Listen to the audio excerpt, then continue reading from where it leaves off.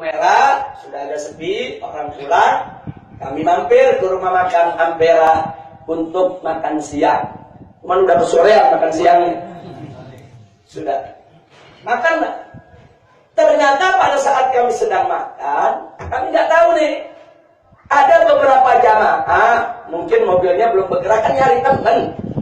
Ada mobil mau bergerak, oh temennya kurang satu, mana temennya? Nunggu temennya cari apa, sehingga mereka terlambat bergerak. Jadi teman-temannya semua udah pulang, ada pemotor beberapa mobil yang saling tunggu dan cari kawan. Saudara, tiba-tiba ini gerombolan preman GMBI dari dalam Polda dan dari belakang polisi dikasih jalan sama polisi, dan mereka masuk, mereka serang. Mobil dihancurkan, motor dihancurkan. Saudara, orang dianiaya, saudara. Yang diserang salah satunya adalah mobil yang berasal dari Bogor sini. Saudara, ada 3 luka, masuk rumah sakit. Yang 1 sampai tadi subuh belum sadar. Dan saya minta untuk dibawa ke rumah sakit PMI Bogor. Kalau memang ada pendarahan di kepala, saudara, supaya segera dioperasi. Nah, karena itu dihantam dengan balok kepala orang. Saya nggak tahu nih, ada kejadian nih. Kita kabar makan di restoran, sudah. Saya pikir udah aman lah, semua pulang. Alhamdulillah, selesai. Sudah. Nah, ternyata ada kejadian-kejadian semacam itu. Sementara laskar sudah banyak yang pulang. Jadi mereka pada saat saya ada bersama umat, mereka nggak berani melakukan itu. Karena jumlah kita banyak. Tapi pada saat kita pulang, mereka colok orang-orang yang ketinggalan, sudah. Nah kemudian saya dan kawan-kawan makan, perasaan hatinya nggak enak. Nah, terakhir ada dengar juga katanya ada ribut-ribut, tapi bagaimana ributnya masih simpang siur. Ada dengar juga katanya ambulan Hilmi bawa yang luka ke rumah sakit. Cuman kita nggak jelas, ini ada berita apa. Nah, cuman kawan-kawan lihat begitu, perasaan tidak enak, ya sudah, kalau gitu kita jalan. Nah, ibu-ibu masih makan, kita minta untuk disegerakan makannya, jangan terlalu lambat. Selesai makan, kita keluar. Naik mobil. Kita berangkat. Nah, begitu kita berangkat, ini salah satu mobil yang paling belakang. Ini isinya Panglima Laskar. Nah, kemudian ada satu laskar yang masih ada di restoran. Karena kan masih ada yang ke kamar mandi, ada yang buang hajatnya. Kita berangkat. Nah, begitu kita berangkat, ini salah satu mobil yang paling belakang. Ini isinya Panglima Laskar. Nah, kemudian ada satu laskar yang masih ada di restoran. Karena kan masih ada yang ke kamar mandi, ada yang buang hajatnya, ada yang bersih-bersih dulu. Jadi saya udah berangkat semua. Nggak lama, begitu saya berangkat, tahu-tahu gerombolan ini datang ke rumah makan tersebut. Mereka datang, mereka lihat ada laskar satu yang tertinggal. Laskar ini dikeroyok, dia lawan sendirian. Cuman karena dihantam dengan balok, ini tangannya patah-patah karena nahan balok. Jadi kalau 21 lawan 1, belum tentu mereka menang. Atau 21 lawan 3, saudara, belum tentu mereka menang.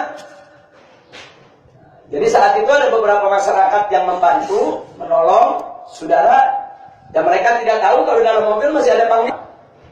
Jadi mereka pikir itu main tamu saudara. Jadi ini yang terjadi. Anda bayangkan, lalu pada saat itu saya dan kawan-kawan belum keluar. Dan saya sebetulnya berharap itu, jadi bisa duel 1 lawan 1. Jadi ada berapa sih premannya? 20, 40, 50. Kita ustaz-ustaz juga banyak. Kita juga waktu itu duduk ada sekitar 20-an ustaz. Saudara, tapi entah kenapa memang takdirnya saya dan keluarga keluar, dengan istri keluar, dengan ibu-ibu keluar, mereka masuk. Artinya mereka mencium keberadaan kita di rumah makan tersebut. Dan mereka memang setel untuk melakukan kejahatan. Mereka ingin melukai para kiai dan para ulama kita yang ada di rumah makan tersebut. Sudah. Tapi ada yang menarik. Tidak satu pun dari gerombolan preman ini sampai hari ini yang ditangkap. Nggak ada. Kemudian dari preman itu bukan nggak ada luka, ada. Karena kan ada laskar melawan, saudara. Ada mereka yang luka, karena laskar nggak terima begitu saja. Mereka lawan. Di antara mereka itu hampir 10 orang luka, saudara, dilawan. Nah sekarang Kapolda datang ke rumah sakit nengok preman yang luka. Kita punya fotonya. Sementara umat Islam yang dianiaya diserbu, tidak satu pun ditengok oleh Kapolda. Ada apa? Ini Kapolda preman ini. Dia pembina gerombolan preman, saudara. Ini yang terjadi.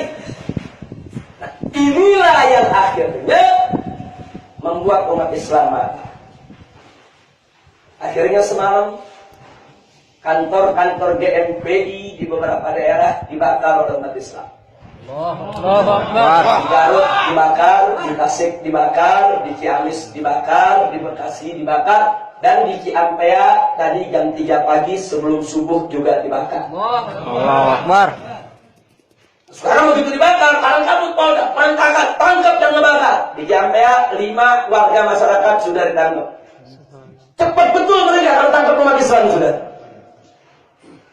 Tapi giliran umat Islam diserbu nyata-nyata oleh para preman. Mereka pakai balon, mereka pakai senjata tajam, saudara. Dan tidak ada satu umat Islam pun yang bawa senjata. Kenapa dibiarkan? Ini Kapolda preman atau Kapolda polisi yang menegakkan hukum? Aman. Jadi kalau cara Kapolda seperti itu, kalau mau nantang umat Islam perang, umumkan aja.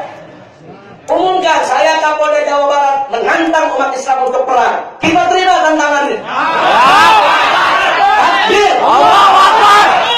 Jadi Kapolda tegakkan hukum, bukan piara preman untuk ganggu umat Islam, saudara. Hati-hati, ini baru Ciamis, Garut, Tasik, Bekasi, Bogor. Saudara, umat Islam marah. Satu lagi-lagi mereka bilang apa? Itu yang kerjain FPI itu.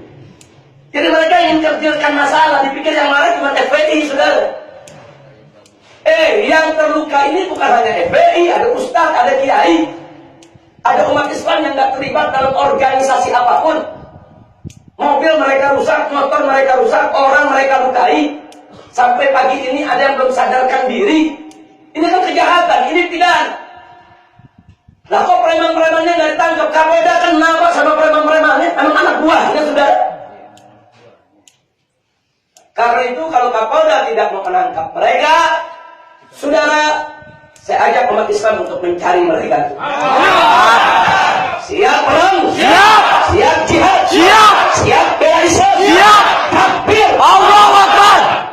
Begitu saya ajak umat Islam hari Senin besok, saudara, semua umat Islam yang ada di Jawa Barat maupun yang ada di Jakarta dan Banten, sama-sama jam 7 pagi kita kumpul di Masjid Agung Al-Azhar Kebayoran Baru. Kita sholat duha di sana. Selesai sholat duha, kita baca zikir sampai jam 8. Langsung kita lompat rame-rame mendatangi Mabes Polri. Dan di Mabes Polri kita minta kepada Kapolri copot Kapolda preman. Allahu Akbar. Tidak boleh Kapolda kriminal semacam ini dibiarkan, saudara. Copot. Dan kalau Kapolri tidak mencopot Kapolda Jawa Barat, jangan salahkan umat Islam di Jawa Barat menyatakan perang kepada Kapolda Jawa Barat. Allahu Akbar. Takbir. Allahu Akbar. Jangan main-main, saudara. Jangan main-main. Ini persoalan serius. Mereka melepaskan preman. Itu kalau kemarin mereka masuk ke rumah makan, masih ada ibu-ibu di situ, ada kiai-kiai, ada ustaz-ustaz. Kemudian sampai terluka, apa tidak terjadi konflik horizontal?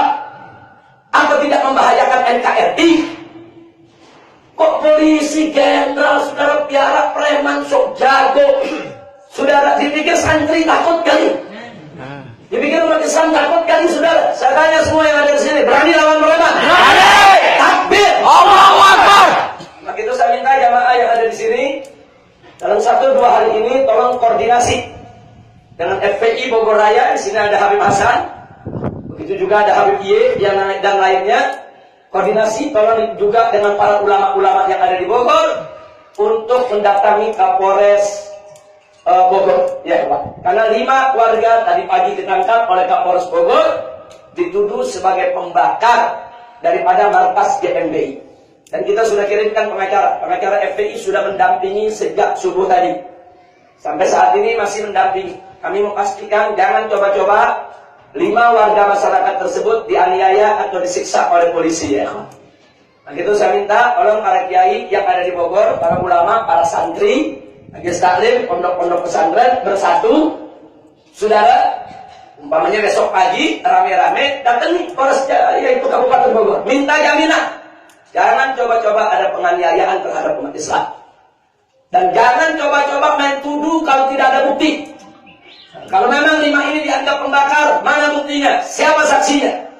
Nah, jangan duga-duga. Kalau nggak ada saksi, nggak ada bukti, nggak bisa, saudara. Ini saya ingatkan, hati-hati. Nanti kalau umat Islam marah, meledak di mana-mana, saudara.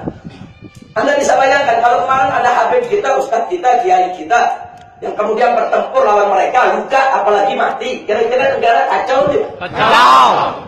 Itu yang mau diinginkan oleh Kapolda, saudara. Ini Kapolri nggak boleh diam, saudara.